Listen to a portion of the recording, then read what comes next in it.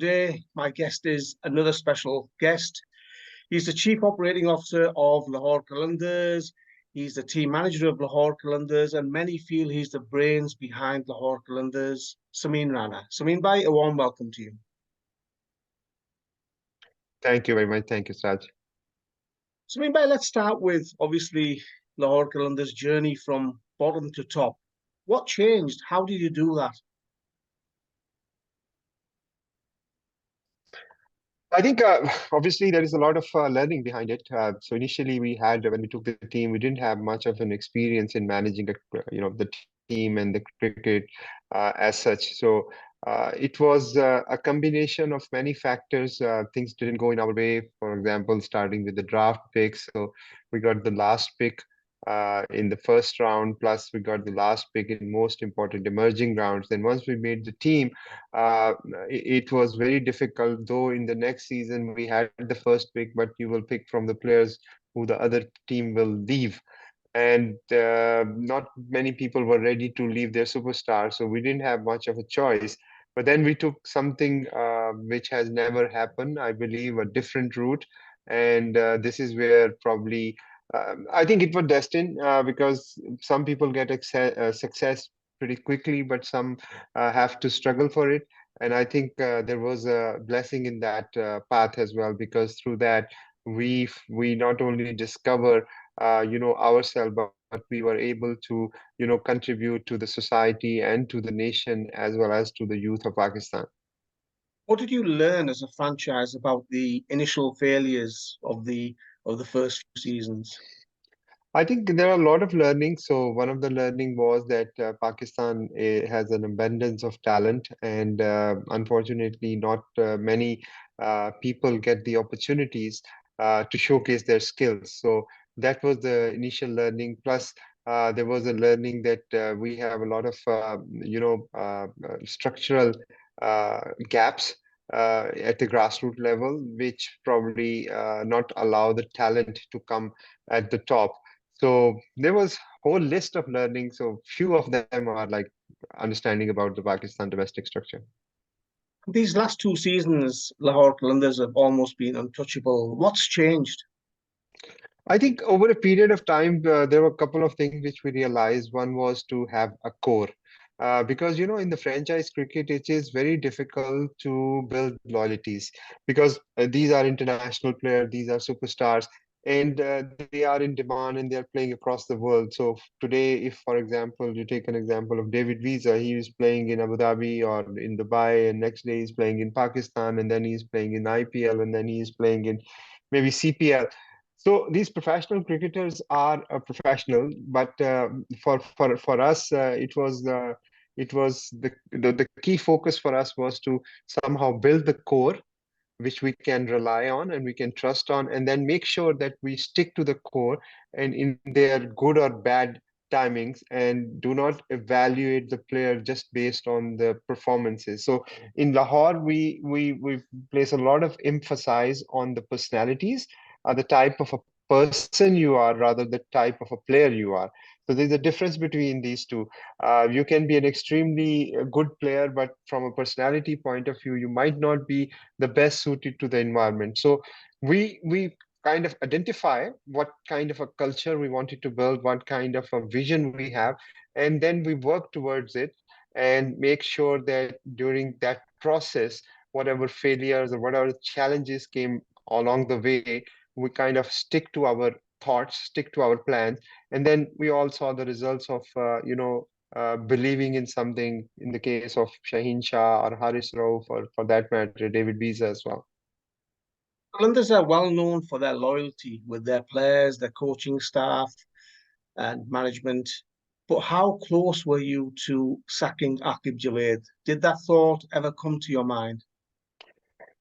The one of the thing which I learned initially when I started, that me being an owner as well, a co-owner along with my brother. So I was told that the owner should not be in the dugout because it's a counterproductive thing for the management of the team point of view. I become a manager. This was not my decision to be a manager. It was my brother's decision who wanted me to be a manager because he felt that I have the right skills and the knowledge about it. though I was very reluctant because obviously I didn't manage any cricket team before, although I have managed the teams, but cricket was something new. But Ijaz Ahmed, who was our coach at that time, he encouraged me, and then Atif was basically the instrumental. So from I feel very, very thankful to them for doing this, because the question you have asked actually has an answer to this thing, because my presence over there make it a lot more easier for us to believe in Akib Bhai. Because what happened is, when you are as an owner, if you are not sitting in the dugout, you tend to get information secondhand. So somebody who is sitting there, who's the managing the team, will give you information. And then there is always, in cricket, what I've noticed is there is always a blame culture. Even the players will blame the wicket, the condition, many things, many factors, because it's a game of uncertainty, and you always try to find an excuse, and not many people are brave enough to raise their hand and say this is my mistake. So from that point of view, when I was in the dugout and watching all those things happening in front of my own eyes, it wasn't very difficult for us to believe in Akib Bhai. Yes, we did evaluated him. I'm not saying that we never thought of replacing him. We did thought about it, and I went on a kind of a coaching hunting process. So I interviewed many coaches in that process after like second or third year, with the big names, some of the biggest names you can even think of in cricketing, franchise cricketing world, some of the famous IPL coaches I reached out to.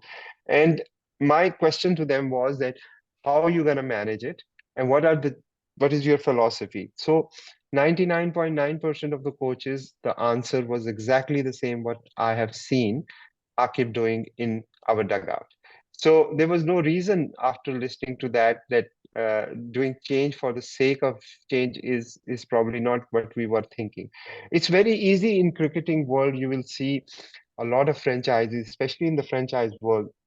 It happened a lot. You'll see, I can give you example of IPL franchises. For example, you see Delhi Daredevil, now it's Delhi Capital.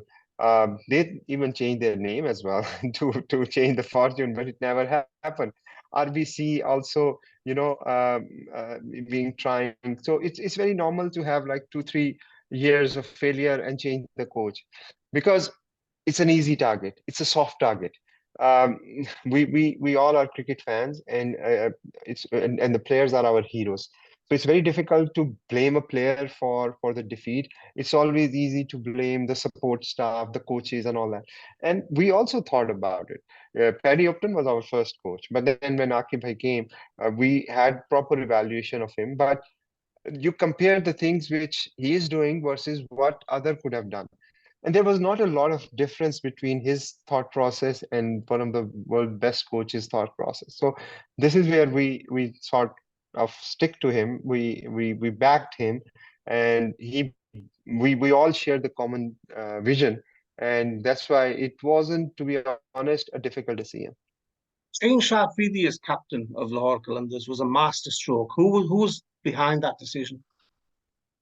It was always a team, collective efforts of decision making in Lahore Qalandar happened primarily by the three people. So it's Atif, Akib Bhai, and myself. So three of us are the one who makes 99% decision you take in Lahore Qalandar. So uh, for Shaheen, obviously I was managing the team, so I was the first person to kind of give input about him, and I'm close to him as well, and he's also close to me. So we talk a lot about many things, not during the season, but off the season as well. So initially, when Suhail was the captain, we knew Suhail was, obviously he was not at the age where he could have continued for next 10 years for the franchise as a captain. So Suhail was always a temporary arrangement, because at that time Shaheen was too young to captain the side. So we made Shahil a captain, and Shaheen was a vice captain. Um, and we groomed him. We give him an opportunity to flourish, to understand those things. And then when the right time came, um, I spoke to Akib Bhai, and I requested him to think about it, Atif and Akib Bhai. So with three of us actually, had a discussion on that, and then we took a decision. Players like Shaheen Shah Afridi, we're seeing Naseem Shah, we're seeing Haris Rauf, Zaman Khan. These boys are wanted by leagues all around the world. But the other thing is, I mean, we are seeing lots of injuries as well. How does Pakistan cricket balance, say, for example, Haris Rauf, who's injured at the moment, how does the franchise play a part in developing their careers, and how do you liaise with the PCB to ensure that these guys aren't playing too much cricket? See, at the end of the day, the framework of player management is very gray in the cricketing world. It's not like football where you have the rights of the players and you manage and you control the whole thing. Cricket is still managed by the boards across the world, and historically also the cricket board has a lot more influence on managing players. And the main reason for that is that the cricket has seen this, commercialization very recently at the inception of probably when IPL started like 15 years ago. But if you look into the football world, it's been from hundreds of years they've been trying to explore those kind of things. So in the football environment, the players are developed by the clubs and then they monitor and manage the whole thing.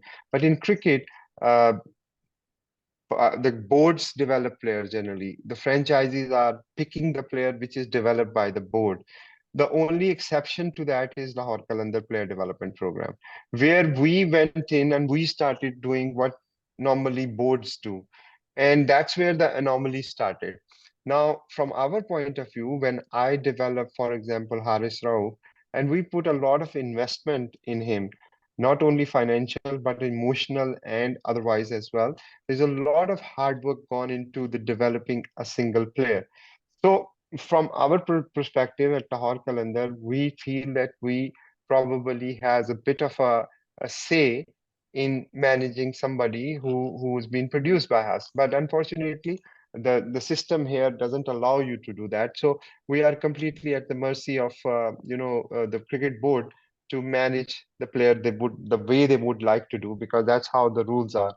To give you a few examples, that even if a club develop a player, their commercial rights are with the club.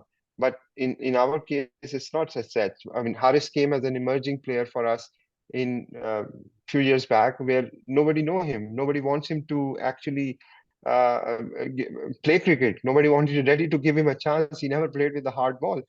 So we put an investment, we did everything, and now he's my platinum player, the top category player. So this defeats the purpose. Actually, if you look at from the commercial point of view, this defeats the purpose. The encouragement should be to encourage the franchises to build or to develop more and more players. Here, what happened is if you end up developing it, you get penalized for that. So I don't think that's the right approach, but it is what it is.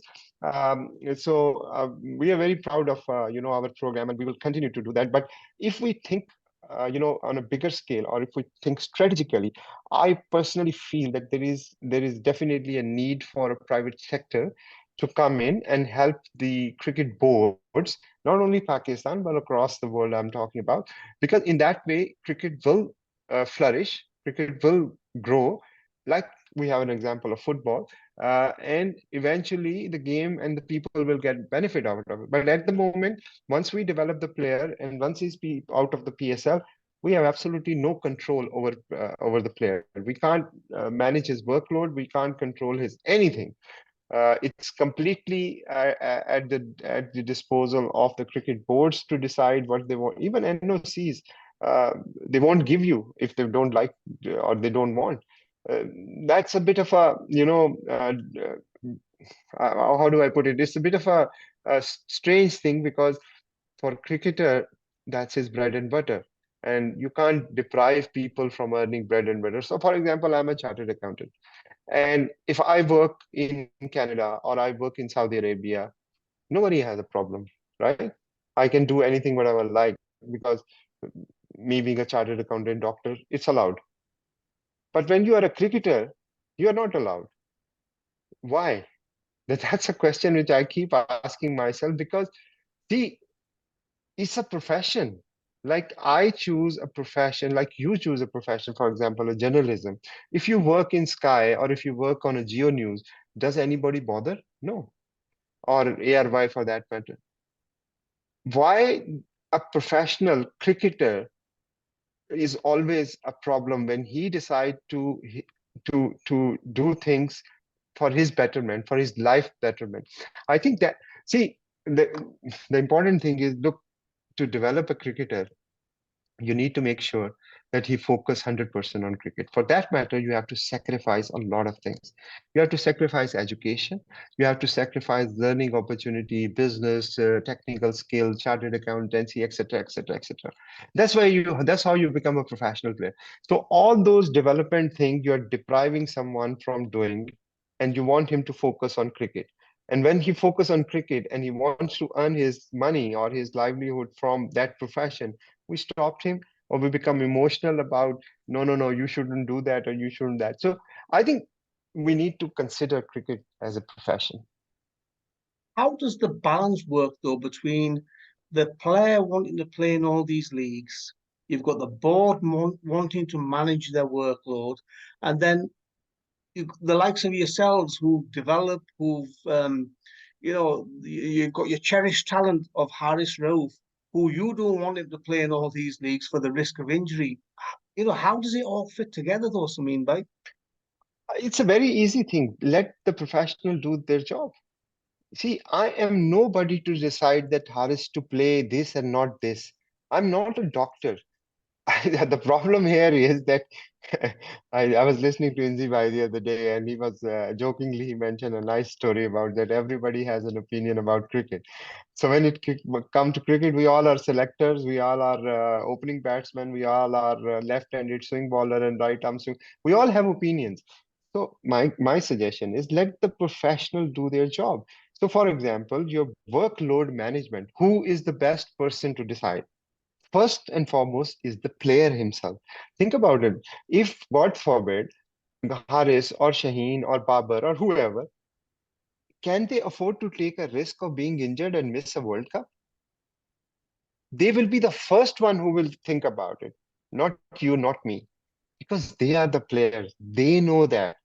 Here we think, no, they don't know. I know more than them. So that's why I need to tell them, oh, manage your workload. And the professional need to be managed by the players, the people who are expert in that. So who can manage the workload? Player himself, number one. And number two, the relevant people like the doctor, the physios, and all those guys. So I think it's a collective effort. No individual need to be, kind of taking this whole ownership. Let the player decide how to manage it, because I believe in empowering the player, and this is their career. They are the best people to judge when to do, and if they don't know, they can always seek a professional advice. PSL champions versus IPL champions, Sameen bhai, something that interests you? Oh, definitely. This is something I've been thinking for quite some time, even when we were not winning. I always feel that it is important to have that champion. I think the champion leagues, which came few years ago, were probably ahead of its time. It was a wonderful concept. I really believe that that's a wonderful concept, but I think it was ahead of its time. In those days, there was only IPL which was dominating. Four teams were coming from IPL only, and there was no PSL at that time. But now I believe it's a high time that somewhere we need to rethink about relaunching of the Champions League, and the champions of the different leagues who are much mature now can compete, and this can create a wonderful event. And finally, looking ahead, obviously, you'll be looking for a hat trick of wins for Lahore Qalandars, but many feel that it's time for more teams to join the PSL. What are your thoughts on that? Yeah, no, definitely. I think from first of all, the winning, this is we believe in process, to be honest. Over the period, what we have realized is the control the controllables. So results are not in our hand. What we can control is the process. We are still, and our work start the day the tournament finish. So we continually look for how do we improve. So we won last two seasons. That doesn't mean that we don't have any flaw. There are a lot of gaps which we have identified.